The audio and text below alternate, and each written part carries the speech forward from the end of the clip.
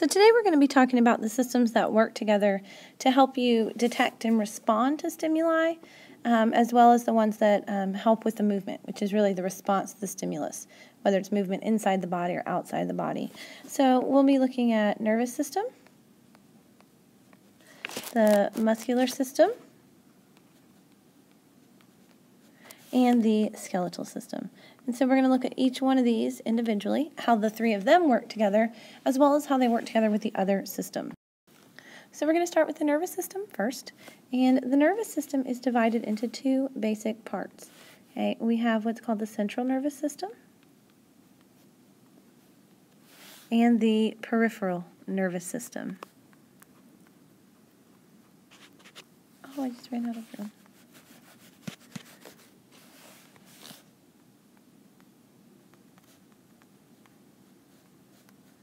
Okay, so the central nervous system is going to consist of the brain and the spinal cord. Okay, so central nervous system is your brain and spinal cord, nothing else. It doesn't matter if it's called a spinal nerve or a cranial nerve. Okay, it is your brain and spinal cord, and that is it. The peripheral nervous system is going to be basically everything else. Okay, that's going to be all of those different nerves. It's going to be the nerves that monitor the changes, the sensory nerves. It's going to be the motor nerves that go out to the muscles to cause the effector. But all of these nerves that are branching off of the brain as well as the spinal cord, they are part of the peripheral nervous system. Okay, so let's take just a second and let's talk about the basics of the brain. So looking at the brain here, we've got the cerebrum, which is the big main part of our brain right there. So most people think of when they think of the brain. Okay, the cerebrum is responsible for most of our information processing. Okay, it's where we make our decisions. It's where we process language. It's where we process sound and sight. Okay, so that's the bulk of most of our information processing. The cerebellum is this little one down here. Okay, that kind of hangs off the back of the cerebellum, the back of the cerebrum. The cerebellum is very important for balance. Okay, it helps coordinate all of your movements so that you have nice, steady movements, and it helps you maintain balance. And then the brainstem is going to be the portion down at the very bottom that's continuous with the spinal cord, so right down here. Okay, that is continuous with the spinal cord. And that brainstem is going to do vital functions. And by vital functions, we mean things that are vital to life. You would not exist if these were not happening. So it will monitor, brainstem will have an impact on breathing rate as well as heart rate, blood pressure, okay, all the various vital functions in the body. So those are the three basic parts of the brain, and those are their kind of basic jobs. So let's look at the actual nerve cell itself. So the nerve cell is also called a neuron, okay, and they are specialized cells that are able to send electrical signals, because that's how the neuron passes the information along. So they are longer cells that are able to send these electrical signals all over the body. And the neuron has its basic cell body here. That's what the soma is. Soma is body. Okay, so there's the cell body of the neuron. There are what are called the dendrites. Okay, and so the dendrites are the receiving end. So they receive the information from either another neuron, from the receptor. Okay, so the dendrite is the receiving end. And then the axon is the end that sends the signal away to somewhere else. Excuse me, to a muscle cell, to another neuron. Okay, but it's going to send the message away from the neuron cell body.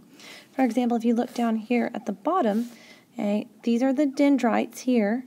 So they're receiving the message that traveled down this axon. Okay, so there's the axon. The dendrite down here is receiving the message, and then the cell body will process it, and it will travel down the axon of that neuron to either the next neuron or to the effector cell. We have two basic types of neurons. Okay, we have what are called afferent and efferent. So your afferent neurons, these are your sensory neurons. Okay, so these are going to be things that are taking information to the central nervous system. Okay, so your afferent neurons are taking information to the central nervous system. So these are, your pain receptors out in your skin, your temperature receptors out in your skin. They are they are monitoring what is going on outside and as well as inside of the body as well. Okay, so they are monitoring your inside stimuli. They're monitoring your hormone levels. They're monitoring your food levels, blood glucose levels, gas levels, and they're going to send that information to the brain, to the spinal cord to be processed. And then your efferent neurons, okay, so your efferent neurons are going to be your motor neurons. So they're the ones that are going to actually carry out the message. So they're going to go from the central nervous system out to muscles, glands, wherever it is that they need to go. Okay, so they'll go out from the central nervous system. So afferent are your sensory neurons, efferent are your motor neurons. Okay, so stimulus is going to be anything that causes change. Okay, it causes change, it elicits a response. It can be an outside stimulus in your body, it can be an inside stimulus. It could be it's too hot in the room, and so your body starts trying to lower its body temperature by sweating. Okay? It could be an inside stimulus, the fact that there's no food in your stomach, and so it triggers the message to your brain that you're hungry. So a stimulus, like I said, is anything that will cause change.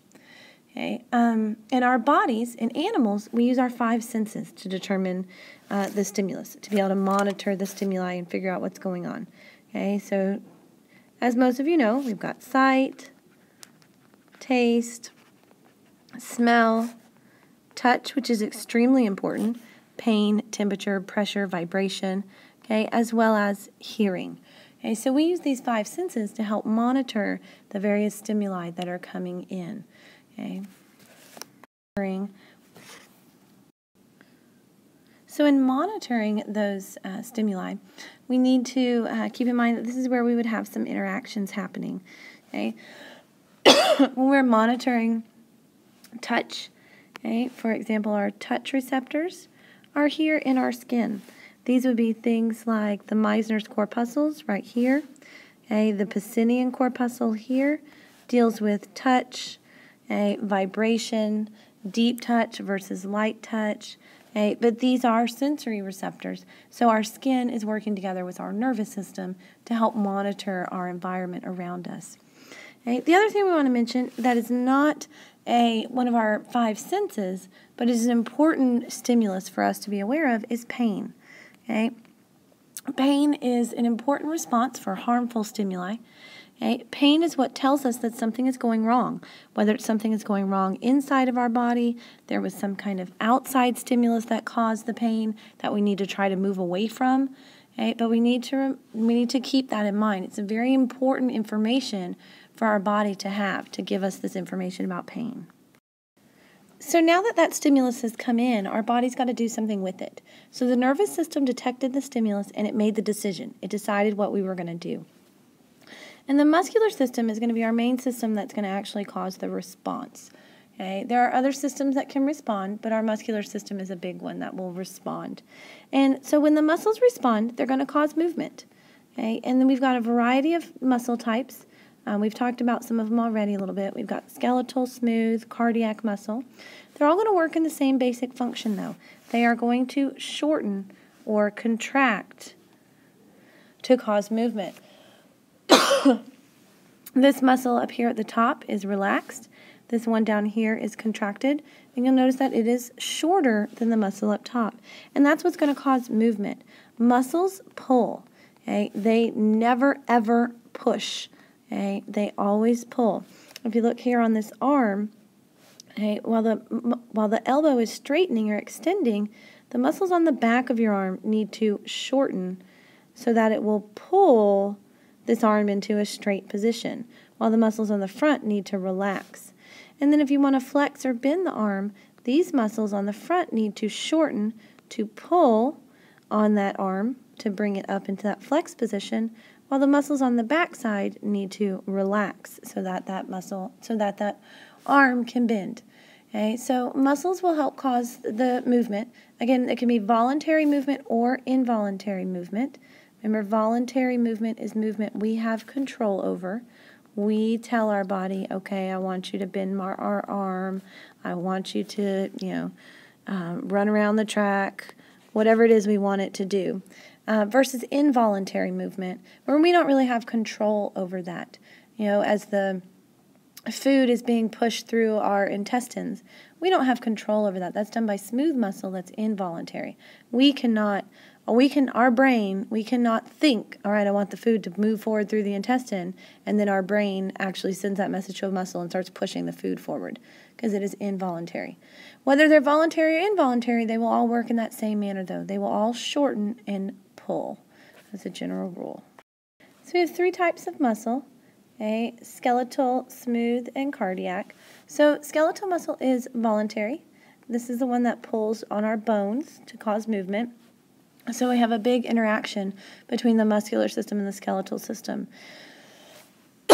And this skeletal muscle is going to be able to pull on the bones because it's attached by tendons. There's your Achilles tendon right there. Those tendons are what attach the muscle to bone. And those tendon attachments will pull on the bone. And they're grouped our muscles are grouped as a general rule into opposing pairs or groups. We have what's called our prime mover. That's the one that's going to do whatever action it is we want to happen.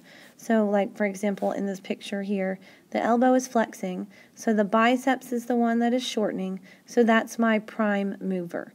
It's my main muscle that is pulling that arm up closer to the shoulder.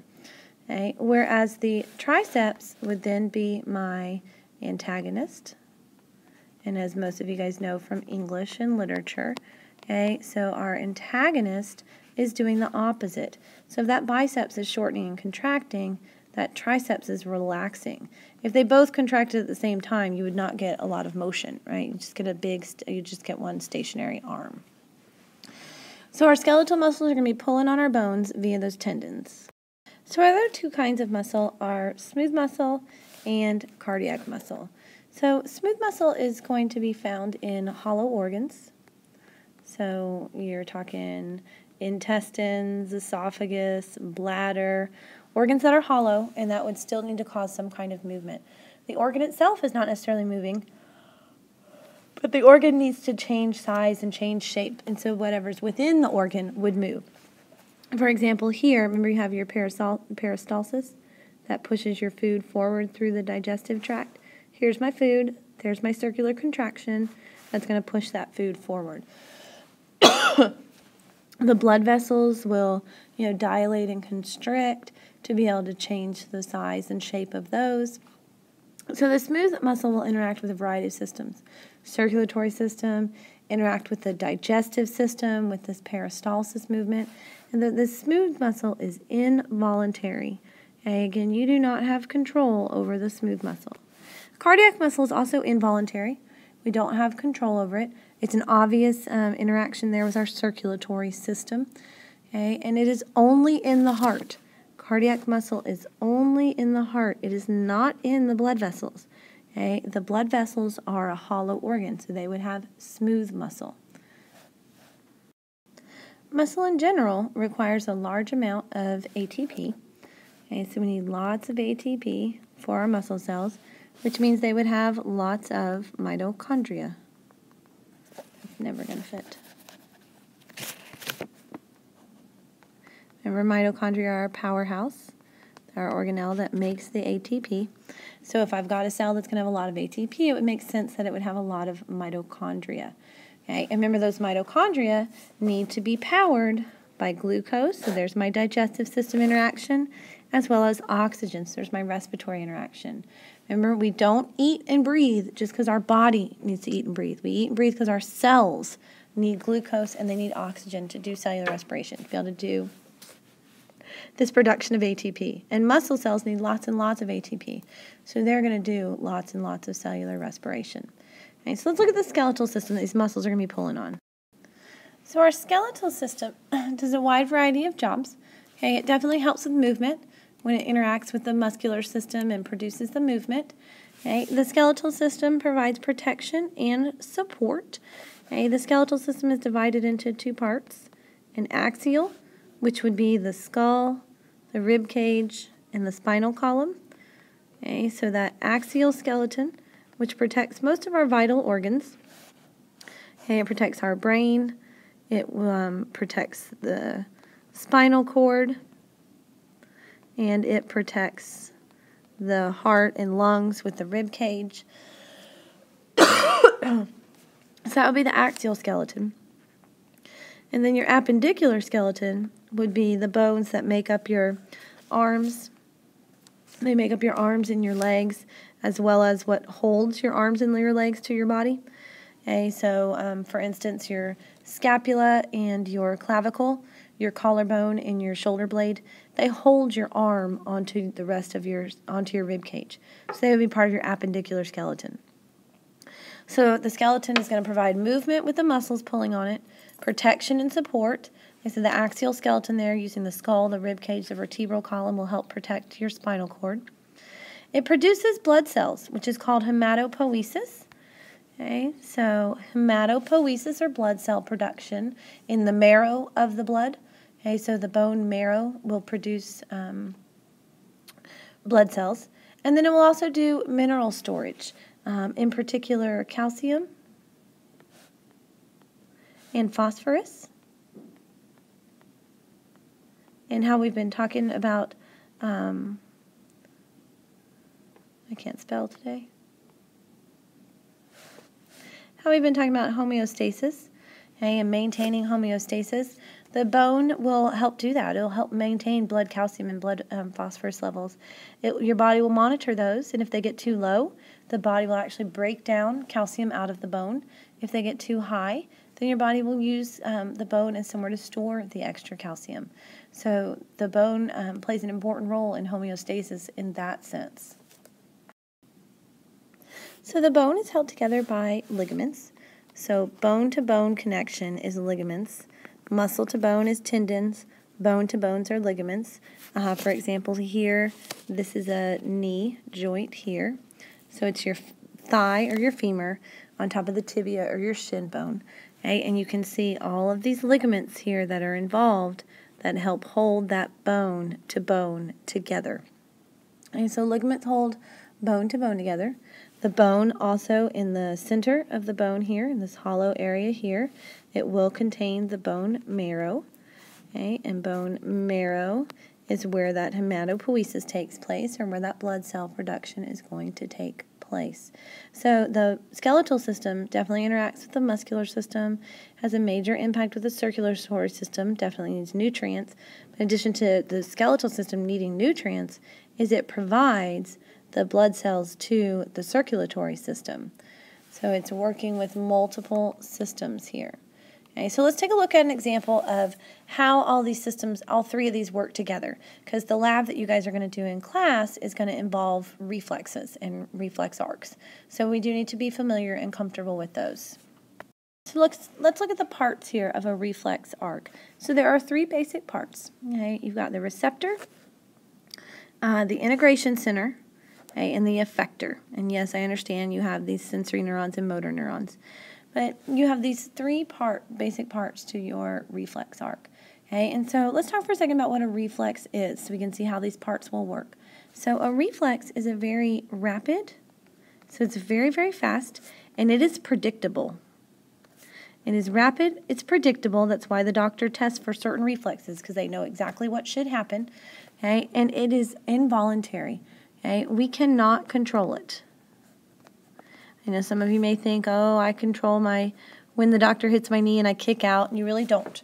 Okay, so it is a rapid, predictable response that we cannot control, and they're done for our own protection.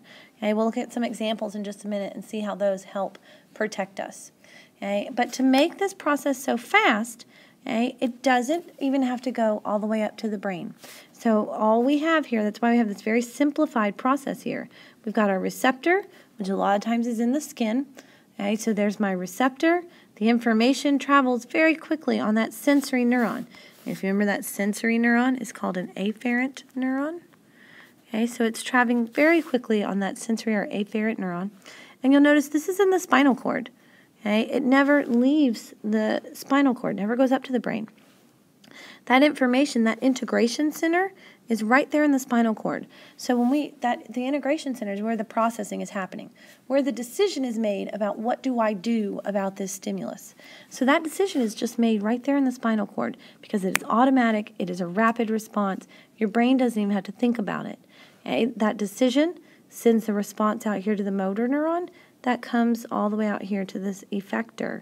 And there's your effector, your muscle cell, that in this instance, we had a painful stimulus here, okay, where they're getting stabbed with this nail in the skin. So the painful stimulus there, this muscle that's going to stimulate a muscle, that muscle will contract, and it will pull your skin away from this sharp object. So let's look at these reflex examples. Okay, so we've got 2 examples on each side here. So let's just kind of divide this in half and we'll look at each one separately. Okay, so let's look at the one on the right here. So this is our pain stimulus here.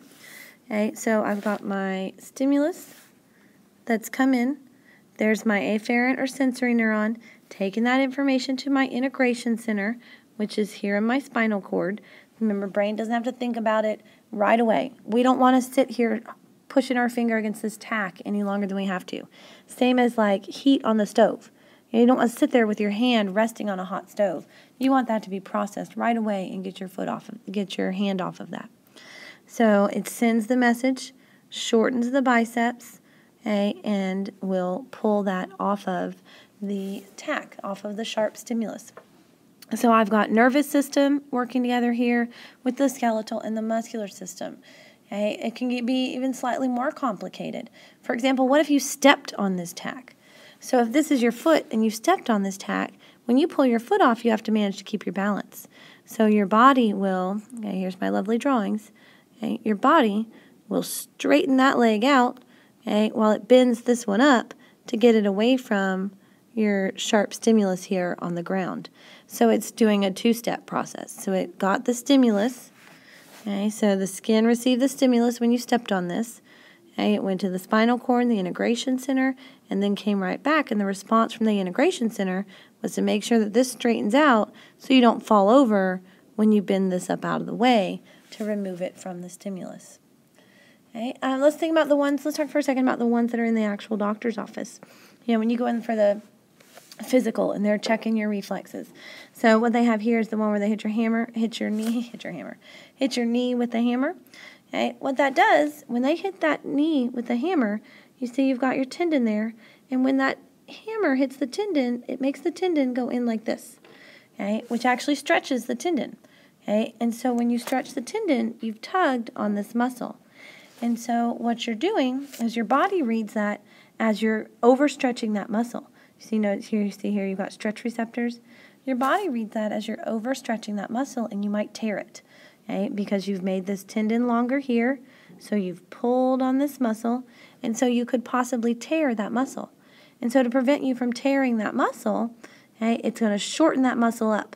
It's going to tighten it up and shorten that muscle up so it doesn't get torn, which results in the kicking of your leg out. And so that is a predictable response. It's very rapid. It's immediate. You know, the doctor hits your knee and your knee kicks out. And that's rapid and predictable, so that if it's not working, okay, the doctor knows that there may be something neurologically wrong. Okay, so we'll do a lab with reflexes next time in class, okay, and we'll start putting some more of this all together.